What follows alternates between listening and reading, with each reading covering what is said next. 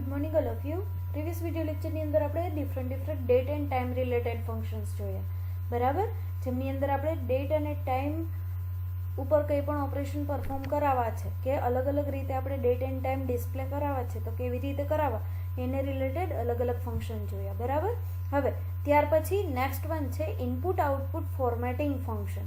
આપણે જે ઇનપુટ આપીએ છીએ કમ્પ્યુટરને, જે આઉટપુટ મેળવીએ છીએ એમની અંદર આપણે કંઈ ફોર્મેટિંગ કરવું છે તો આપણે કયા કયા ટાઈપના અલગ અલગ ફંક્શન્સ યુઝ કરી શકીએ છીએ એમના માટે ઇનપુટ આઉટપુટ ફોર્મેટિંગ ફંક્શન્સ છે. જોઈએ કેવી રીતે વર્ક કરે છે.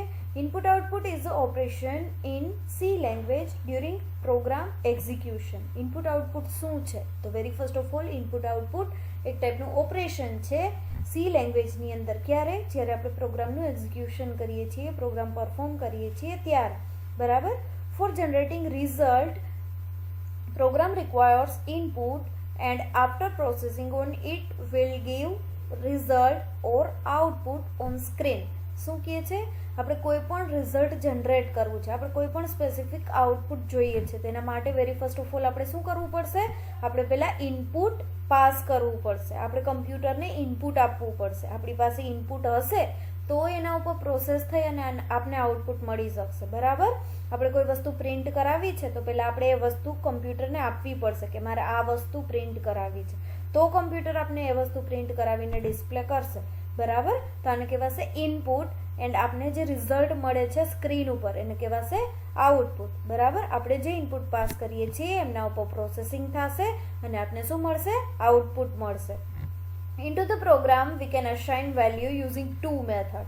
પ્રોગ્રામની અંદર કોઈ પણ પ્રોગ્રામ આપણે જ્યારે સી લેંગ્વેજનું પરફોર્મ કરીએ છીએ ત્યારે એમની અંદર આપણે બે અલગ અલગ રીતે કમ્પ્યુટરને વેલ્યુ આપી શકીએ છીએ, બરાબર. આ વસ્તુ આપણે આગળ જોઈ લીધી છે, ઘણા બધા પ્રોગ્રામ પરફોર્મ કરી લીધા છે એટલે આપણે ખ્યાલ છે કેવી રીતે. તો first we can give directly value at the declaration time, for example x = 20, બરાબર. પહેલી મેથડ શું છે કે કમ્પ્યુટરને કોઈ પણ વેલ્યુ આપવા માટેની પહેલી મેથડ છે કે ડિક્લેરેશન ટાઈમે જ આપણે ડાયરેક્ટલી વેલ્યુ આપી દઈએ. ઇન્ટીજર x = 20 એટલે કમ્પ્યુટર ડાયરેક્ટલી આપણી જે વેલ્યુ છે એમને ગણી લેશે, ઇનપુટ એઝ અ ઇનપુટ લઈ લેશે, બરાબર. એન્ડ સેકન્ડ મેથડ શું છે? તો second we can take value from the user using scanf function. બીજી કઈ મેથડ છે કમ્પ્યુટરને ઇનપુટ આપવાની? તો આપણે યુઝર પાસેથી વેલ્યુ લઈ શકીએ છીએ. એમના માટે આપણે printf અને scanfનો યુઝ કરી શકીએ છીએ. scanfનો યુઝ કરી અને આપણે કમ્પ્યુટરની અંદર યુઝર પાસેથી વેલ્યુ લઈ અને ઇનપુટ પાસ કરાવી શકીએ છીએ, બરાબર. એક્ઝિક્યુશન ટાઈમે, આઉટપુટ ટાઈમે આપણે ડાયરેક્ટલી યુઝર વેલ્યુ એન્ટર કરે અને કમ્પ્યુટર એના ઉપર પ્રોસેસિંગ કરી અને આપણે આઉટપુટ ડિસ્પ્લે કરે છે, બરાબર.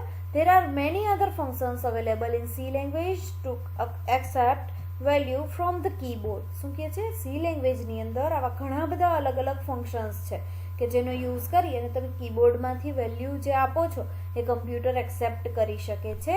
We require to include header file for the function. So each program that uses standard input output function must contain the statement has include stdio.h. શું કે છે? કોઈ પણ ફંક્શન્સ આપણે યુઝ કરવા છે, સ્ટાન્ડર્ડ ઇનપુટ આઉટપુટને રિલેટેડ કોઈ પણ ફંક્શન જ્યારે આપણે યુઝ કરવા છે ત્યારે એમના માટે આપણે હેડર ફાઇલ્સ ઇન્ક્લુડ કરાવવી પડશે. અલગ અલગ હેડર ફાઇલની રિક્વાયરમેન્ટ રહેશે. જેવી રીતે આપણે મેથેમેટિક્સના રિલેટેડ ફંક્શન્સ પરફોર્મ કરતા હતા તો math.h એવી હેડર ફાઇલ યુઝ કરતા હતા. ડેટ એન્ડ ટાઈમને રિલેટેડ ફંક્શન્સ ફોલો કરતા હતા ત્યારે time.h એવી હેડર ફાઇલ યુઝ કરતા હતા. સેમ એ રીતે અહીંયા આપણે સ્ટાન્ડર્ડ ઇનપુટ આઉટપુટને રિલેટેડ પ્રોગ્રામ પરફોર્મ કરીએ છીએ, સ્ટાન્ડર્ડ ઇનપુટ આઉટપુટને રિલેટેડ ફંક્શન્સ ફોલો કરીએ છીએ ત્યારે એમના માટે આપણે stdio.h મીન્સ કે સ્ટાન્ડર્ડ ઇનપુટ આઉટપુટ.h નામની હેડર ફાઇલ ઇન્ક્લુડ કરાવવી પડશે, જે આપણે ફર્સ્ટ પ્રોગ્રામ જ્યારે પરફોર્મ કર્યો ત્યારથી આપણે ઇન્ક્લુડ કરાવતા આવીએ છીએ, બરાબર. હવે the following input output functions available in C language. C લેંગ્વેજની અંદર આટલા ઇનપુટ આઉટપુટ ફંક્શન્સ અવેલેબલ છે, જેમાં ફર્સ્ટ વન છે printf, scanf, getc, getchar, getS, putc, putchar, puts અને ungetc, બરાબર. આટલા 9 ડિફરન્ટ ફંક્શન છે જેને આપણે ઇનપુટ આઉટપુટ ફોર્મેટિંગ ફંક્શન કહી શકીએ, બરાબર. જેમાંથી આપણે એક એક ફંક્શન છે એને જોતા જઈએ કે જેથી આપણે વધુ આઈડિયા આવે શું છે અને શું નહીં. તો પહેલું ફંક્શન છે પ્રિન્ટએફ ફંક્શન. આ પ્રિન્ટએફ ફંક્શન એવું ફંક્શન છે જે આપણે ફર્સ્ટ પ્રોગ્રામ જ્યારે પરફોર્મ કર્યો ત્યારથી જોતા આવીએ છીએ, બરાબર.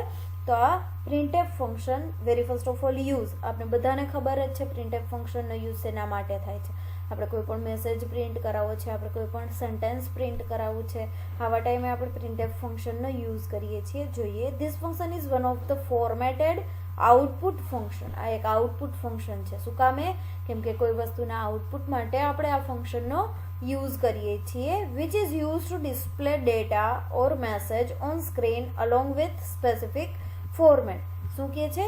જે શેના માટે યુઝ થાય છે? તો આઉટપુટની સ્ક્રીન ઉપર કોઈ પણ ડેટા કે કોઈ પણ મેસેજ છે એને જ્યારે આપણે ડિસ્પ્લે કરાવો છે ત્યારે આપણે પ્રિન્ટએફ ફંક્શનનો યુઝ કરવાનો રહે છે.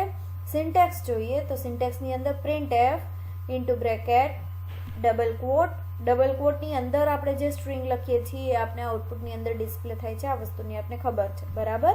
Format string with format specifier. તમારે કોઈ વેરિયેબલની વેલ્યુ ડિસ્પ્લે કરાવી છે, આવા ટાઈમે તમે %d, %f, %s આ ટાઈપના અલગ અલગ ફોર્મેટ સ્પેસિફાયરનો યુઝ કરો છો, બરાબર. તો સેમ આ રીતે અહીંયા તમારે એક સ્ટ્રિંગ લખવાની છે, ફોર્મેટ સ્પેસિફાયરનો યુઝ કરવાનો છે અને જે વેરિયેબલની વેલ્યુ પ્રિન્ટ કરાવી છે વેરિયેબલનું નેમ લખવાનું છે. આ વસ્તુ આપણે આગળ પરફોર્મ કરી લીધી છે. જો તમે એક્ઝામ્પલની અંદર જોઈ શકો છો, ધીસ ઇઝ માય પ્રોગ્રામ એવી એક સ્ટ્રિંગ લખેલી છે, %d નો યુઝ કરેલો છે અને એ નામનો એક વેરિયેબલ યુઝ કરેલો છે. તો આ રીતે તમે પ્રિન્ટએફ ફંક્શનનો યુઝ કરી શકો છો. હવે the following examples illustrate the use of different forms of printf function. અત્યાર સુધી આપણે જનરલી પ્રિન્ટએફ ફંક્શનનો સિમ્પલી કોઈ પણ મેસેજ પ્રિન્ટ કરાવવો છે, કોઈ પણ ડેટા પ્રિન્ટ કરાવવા છે એમના માટે યુઝ કર્યો છે. હવે એમની અંદર થોડું એવું ફોર્મેટિંગ આવે છે. તમે જે ડેટા પ્રિન્ટ કરાવો છો એને લેફ્ટ સાઈડમાં પ્રિન્ટ કરાવવા છે, એને રાઈટ સાઈડમાં પ્રિન્ટ કરાવવા છે, એમાંથી અમુક જ ડેટા પ્રિન્ટ કરાવવા છે. આ રીતે અલગ અલગ ફોર્મેટની અંદર તમે ડેટાને પ્રિન્ટ કરાવી શકો છો પ્રિન્ટએફ ફંક્શનનો યુઝ કરીને. તો વેરી ફર્સ્ટ ઓફ ઓલ એક નોટ આપેલી છે, if width is positive then data display at right side and if it is negative then data display at the left side. શું કહે છે? જો તમે width જે આપો છો એ પોઝિટિવ હશે તો તમારા ડેટા રાઈટ સાઈડની અંદર પ્રિન્ટ થશે અને જો તમે જે width આપો છો એ નેગેટિવ હશે તો તમારા ડેટા છે એ લેફ્ટ સાઈડની અંદર પ્રિન્ટ થશે, બરાબર. જોઈએ, જો અહીંયા અલગ અલગ એક્ઝામ્પલ આપેલા છે, બધા પ્રિન્ટએફના જ એક્ઝામ્પલ છે બટ અલગ અલગ મેથડથી અલગ અલગ રીતે આપેલા છે. ફર્સ્ટ જોઈએ પ્રિન્ટએફ %d ની બદલે અહીંયા શું લખ્યું છે? %5d અને અહીંયા એક વેલ્યુ આપેલી છે. શું કરશે? તમારા કમ્પ્યુટરની અંદર 5 બાઇટ્સ પહેલાં તો ઓક્યુપાય કરશે. મીન્સ કે 5 અલગ અલગ બોક્સીસ એ આ આઉટપુટ પ્રિન્ટ કરવા માટે લેશે. શું કામે? કેમ કે આપણે અહીંયા 5d લખ્યું છે એટલે, બરાબર. હવે આપણે અહીંયા પોઝિટિવ વેલ્યુ લખી છે, +5 છે, -5 એવું નથી લખ્યું, બરાબર. એટલે શું કરે છે? રાઈટ સાઈડની અંદર આપણે ડેટા ડિસ્પ્લે કરે. જેવી રીતે આપણે આગળ જોયું કે જો positive value as a width આપેલી હશે તો શું કરશે? એ આપણે રાઈટ સાઈડની અંદર ડેટા ડિસ્પ્લે કરશે. તો જો અહીંયા રાઈટ સાઈડની અંદર ડેટા ડિસ્પ્લે થાય છે, તમે જોઈ શકો છો. સેકન્ડ છે પ્રિન્ટએફ %-5d, બરાબર. તો શું કરે છે? આઉટપુટની અંદર લેફ્ટ સાઈડની અંદર ડેટા ડિસ્પ્લે કરે છે. તમે જોઈ શકો છો બે વચ્ચેનો ડિફરન્સ શું છે. ત્યાર પછી નેક્સ્ટ વન છે %f શેના માટે યુઝ થશે? કોઈ પણ પોઇન્ટિંગ વેલ્યુ જ્યારે આપણે યુઝ કરવી છે ત્યારે, બરાબર. અહીંયા પોઈન્ટવાળી વેલ્યુ આપી છે, તમે જોઈ શકો છો. જો અહીંયા કોઈ પણ વેલ્યુ આપેલી નથી %f પછી, તો એ by default float data type છે એટલે 8 બાઇટ ઓક્યુપાય કરશે, બરાબર. એટલે 8 અલગ અલગ બોક્સીસ અહીંયા ડિસ્પ્લે કરે છે, તમે જોઈ શકો છો. 8 બોક્સીસ અહીંયા ડિસ્પ્લે થાય છે, બરાબર. બધાની અંદર એક એક વેલ્યુ ઇન્સર્ટ કરી છે, 3, 5, 3, 9, 4. બાકીના જે બોક્સીસ વધ્યા છે એમાં 0 વેલ્યુ આપી દે છે કેમ કે 0ની કોઈ પણ કિંમત હોતી નથી, બરાબર. ત્યાર પછી નેક્સ્ટ વન છે 8.2f, બરાબર. એનો મિનિંગ શું થશે કે 8 ડિફરન્ટ બોક્સીસની રિક્વાયરમેન્ટ છે. 8 બોક્સ ડિસ્પ્લે થાય છે બટ પોઈન્ટ પછી જસ્ટ 2 વેલ્યુ ડિસ્પ્લે થવી જોઈએ, બરાબર. જો અહીંયા 3.5 એન્ડ 4, બરાબર. જો પોઈન્ટ પછી 2 વેલ્યુ ડિસ્પ્લે કરે છે, કેમ કે અહીંયા એવું આપેલું છે કે પોઈન્ટ પછી જસ્ટ 2 વેલ્યુ ડિસ્પ્લે થવી જોઈએ, બરાબર. અહીંયા 3 ના બદલે 4 શું કામે આવે છે, કેમ કે અહીંયા પાછળ 9 છે, એટલે જો ત્યાં 1 2 3 4 એમાંથી કોઈ વેલ્યુ હોત તો 3 એમનેમ જ આવત. આ વસ્તુની આપણે ખબર છે કે પોઈન્ટ પછીની જે વેલ્યુ છે એ 50 થી અપ હોય તો આપણે પોઇન્ટિંગની વેલ્યુ છે એમાં એક વેલ્યુની ઇન્ક્રીમેન્ટ કરી શકીએ છીએ, બરાબર. આવું આપણે મેથ્સની અંદર ભણી ગયા છીએ. હવે 5th જે એક્ઝામ્પલ છે એમની અંદર શું છે, પોઈન્ટ પછી 2 વેલ્યુની રિક્વાયરમેન્ટ છે, આગળ કંઈ પણ આપ્યું નથી, બરાબર. તો એ શું કરે છે, પોઈન્ટ પછી 2 વેલ્યુ ડિસ્પ્લે કરશે અને પોઈન્ટ સુધીના જે ડેટા છે એ ડિસ્પ્લે કરે છે.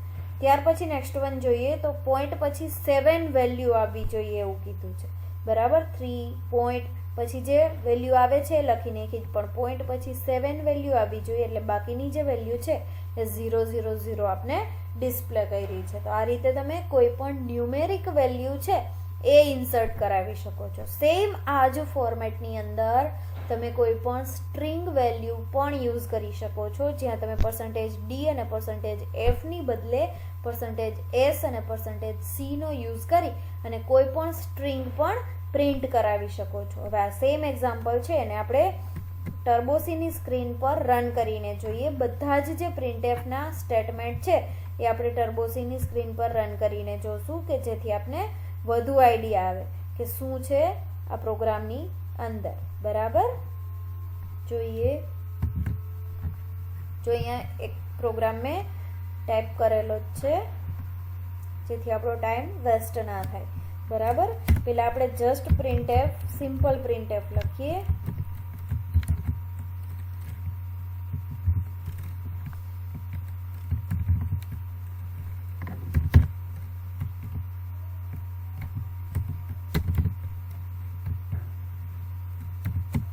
બાકી બધાને કોમેન્ટ એટલે આપું છું કે જેથી આપણે એક એક લાઈનનો મિનિંગ શું થાય છે, એક એક લાઈનનો આઉટપુટ શું આવે છે જોઈ શકીએ, બરાબર. જસ્ટ 64 આપણે ડિસ્પ્લે થાય છે, તમે જોઈ શકો છો, બરાબર.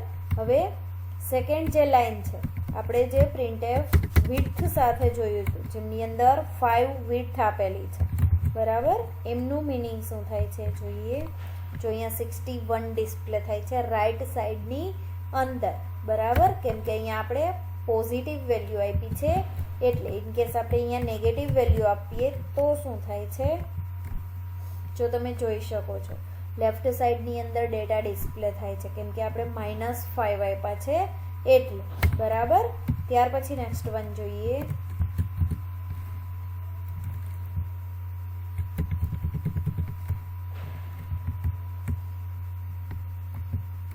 ફ્લોટિંગ વેલ્યુ લીધેલી છે, બરાબર.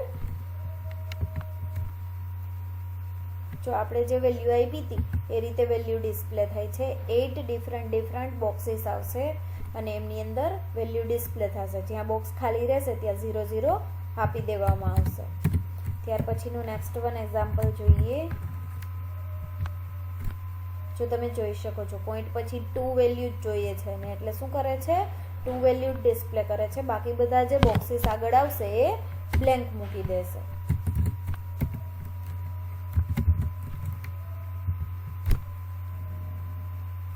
સાઈડ ચેન્જ થઈ ગઈ છે, તમે જોઈ શકો છો.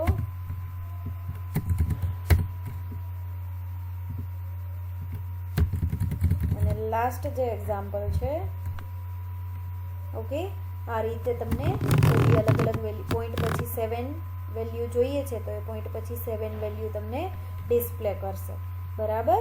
તો આ રીતે તમે અલગ અલગ વેલ્યુ પ્રિન્ટ કરાવી શકો છો. હવે આને આપણે કમેન્ટ આપી દઈએ.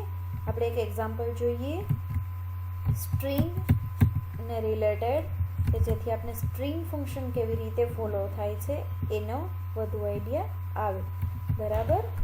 એના માટે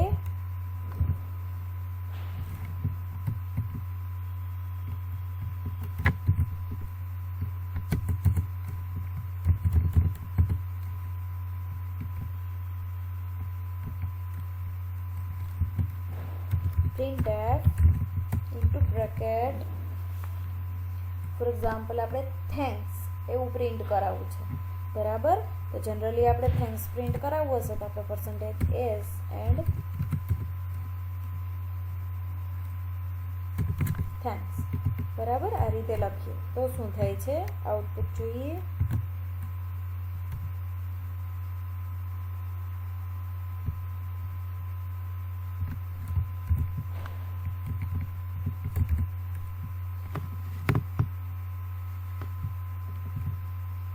જસ્ટ આપણે થેન્ક્સ પ્રિન્ટ કરાવવું છે, બરાબર.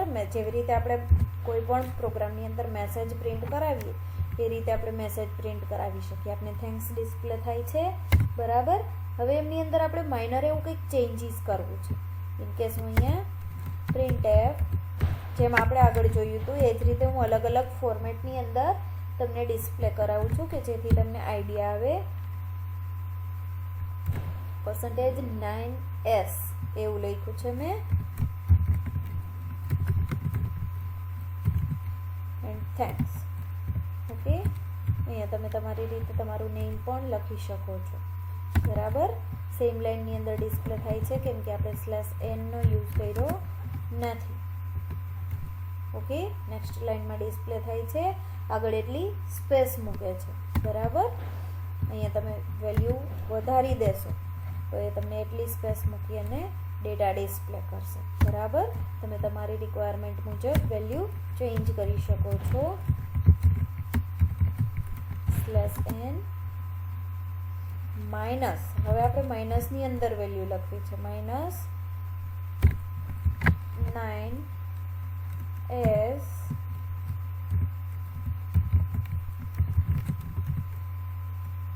થેન્ક્સ, બરાબર. જોઈએ આઉટપુટ, બરાબર. આગળ પોઝિટિવ વેલ્યુ હતી એટલે રાઈટ સાઈડમાં ડિસ્પ્લે થતું હતું, હવે નેગેટિવ વેલ્યુ આપી એટલે શું થાય છે લેફ્ટ સાઈડની અંદર ડેટા ડિસ્પ્લે થાય છે. printf /n percentage 9.4s point વાળી વેલ્યુ આપીએ તો શું થાય છે એ જોઈએ. હવે 4 ડેટા ડિસ્પ્લે થાય, 4 કેરેક્ટર ડિસ્પ્લે થાય છે, તમે જોઈ શકો છો. 9 છે તો 9 અલગ અલગ બોક્સીસ આવશે જેમાંથી 4 કેરેક્ટર જ તમને ડિસ્પ્લે થશે, બરાબર. હું અહીંયા 4 ના બદલે 2 લખું છું તો શું થશે જોઈએ.